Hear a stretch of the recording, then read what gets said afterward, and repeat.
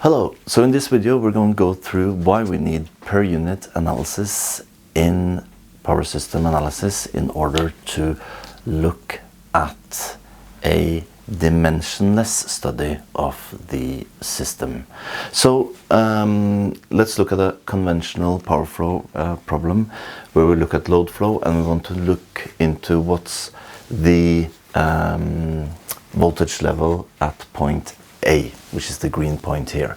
So we have some generated power at V1, and then there's 2 voltage drop over these 2 impedances.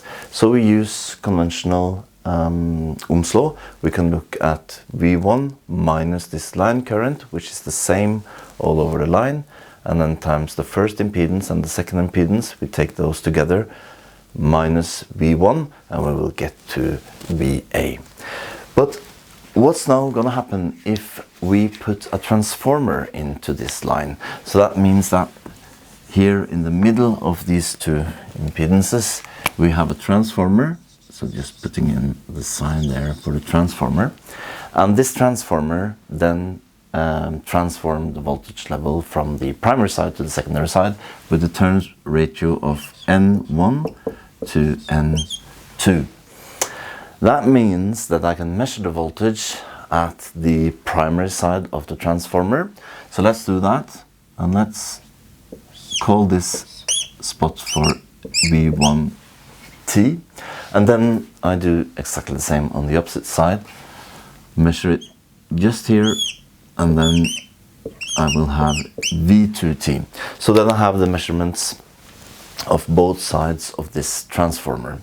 That means that the transformer is not only going to alternate the voltage level, it's also going to alternate the currents.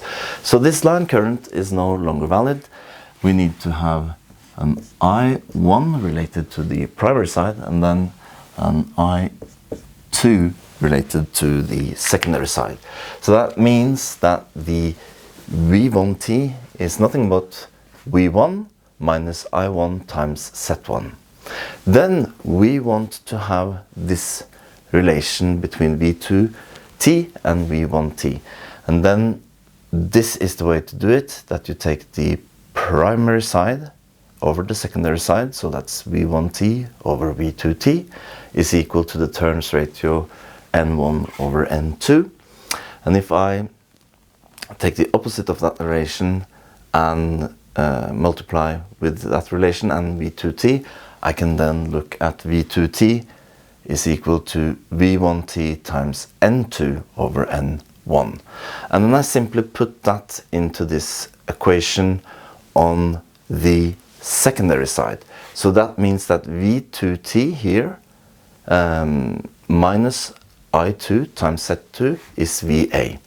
And then we put in the relation of V2T. So actually what it means is that it is incorporated in this V2T is the V1T times N2 over N1. And then this is not sufficient because we also need to solve for I2. Then we have to take the opposite relation as for the voltage levels, because the ratio of the current is going to be directly the opposite. So that means that we take I2 over I1, and then the relation holds true, N1 over N2. Just multiply that up with I1, and we here have I2, which is equal to I1 times N1 over N2. So that's going to be the new I2, is this I1 times N1 over N2 times the impedance at the secondary side. And we're not done through here yet. We're not at the final stage, because then we will put in for V2T. So V2T we found here with V1T and the relation, and that actually goes back to the first thing that we found, which is this spot here, this equation where we have V1 minus I1 times Z1, and that's what we're going to put in here together with the turns ratio.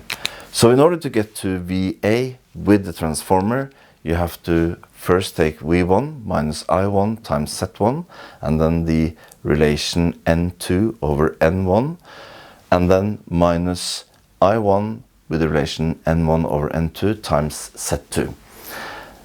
So you can see that you need to take into account all these different turn ratios, and you have to keep track of them. And when we have a very big network, that is going to be a lot of turn ratios as the voltage goes up and down in the network. But there is a solution to that, and that's the per unit analysis.